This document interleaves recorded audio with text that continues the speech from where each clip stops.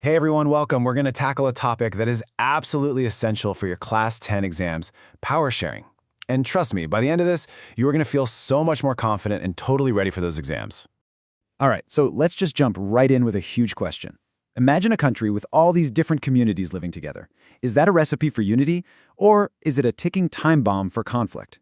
We're going to look at two democracies, Belgium and Sri Lanka, that faced this exact situation. And you'll see how they took completely different paths, with wildly different results.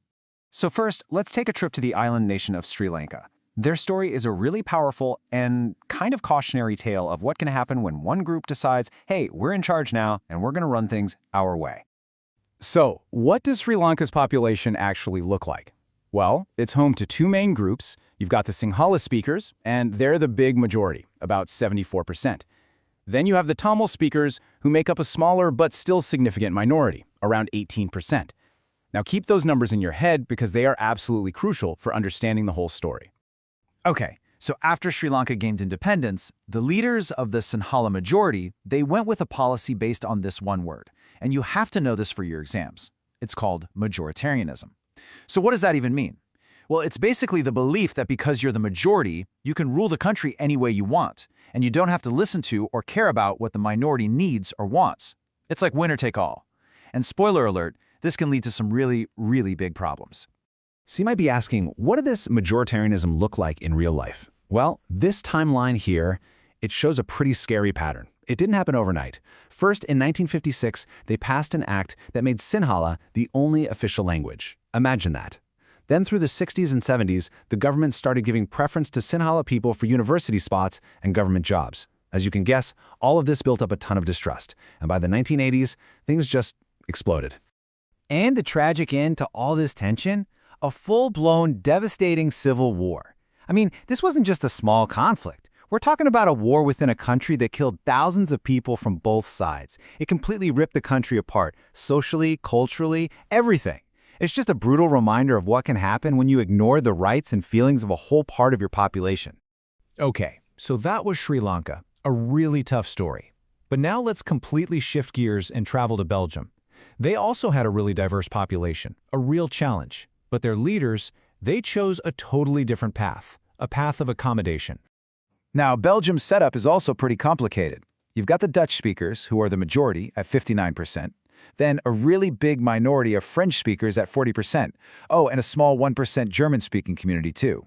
So yeah, you can see how this could have easily gone wrong, right? The potential for conflict was definitely there. But instead of one group trying to dominate the other, they chose unity. And check this out. Between 1970 and 1993, the leaders in Belgium actually changed their constitution 4 times. Why? Because they were working on this really creative, innovative setup so that everyone, every single group could live together peacefully in the same country. Pretty amazing, right? In the solution they came up with, it's this brilliant 4-part model. It's super unique, and it was designed to stop any potential fights before they even started. Okay, step 1, equal ministers. In the main central government, there had to be the same number of Dutch and French-speaking ministers, so no single group could make decisions on their own. Step 2, state power. They took a bunch of powers from the central government and gave them to the state governments of the different regions, so states had more control over their own business. Step 3, a special deal for Brussels. The capital city, Brussels, got its own separate government where both communities had equal representation. And step 4, and this is really clever, they created a third kind of government called a community government. This government was elected by people from each language community, Dutch, French, German, and it handled things like culture, education, and language. This whole complicated system actually worked. It made everyone feel secure and like they had a real say in how the country was run. So, okay, we've seen these two stories. Sri Lanka, which went down a path of conflict, and Belgium, which found a way to live in peace. This brings us right to the absolute core of this chapter, and it's a question you are very, very likely to see on your exam. Why is sharing power so important in a democracy? The textbook breaks this down into 2 main sets of reasons, and you really need to know the difference. The first kind are called prudential reasons. Think of these as the smart, practical, strategic reasons. The second kind are moral reasons. These are the deeper, ethical reasons, the ones based on what's right. So let's talk about those prudential reasons first. The main idea here is that they're all about getting better outcomes. It's the smart thing to do. Look, sharing power is just the intelligent choice. Why? Because it reduces the chance of fighting between different groups, it helps keep the government stable, and in the long run, it stops the country from falling apart. It's basically being practical to avoid the kind of disaster we saw in Sri Lanka.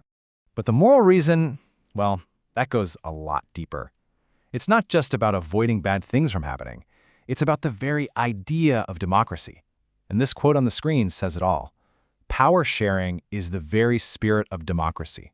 That's a powerful statement. Think about it. What makes a government legitimate? It's when citizens, people like you and me, get to participate and have a say. The moral argument is that people have a fundamental right to be asked how they want to be governed. And when you share power, you give everyone a piece of the action, a stake in the system. It's the right thing to do. All right, we're almost there. For our final section, let's boil all of this down into the most important takeaways, the stuff you absolutely need to remember to ace this part of your exam.